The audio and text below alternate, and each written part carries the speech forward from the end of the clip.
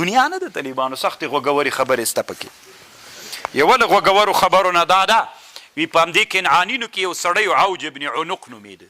عوج ابن عنق وي دا طالبانو دومره خطرناکه سړی وي دریاب ته به چورکته سو دریاب یې وایي تر دې زنګانه و که نه نو دا به وایي چې مایي ته به یې زړه څه سره لاس به یې کې ور واچو راګیر به یې کړی سمې مار ته ونیو کباب په سو ته به یې خوړه که نه.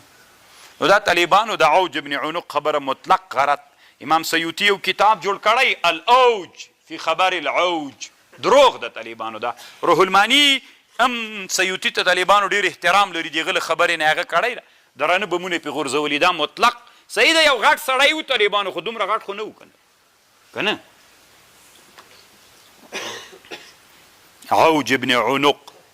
او دوی طالبانو هلته وی دومره غټ غټ ول طالبانو د سر په کاسه کې دا کنعانیان د یوه سر په کاسه کې دا د سر کاسه څه ده پاس چې تریسته کې دې کې وایي 80 نفره ناست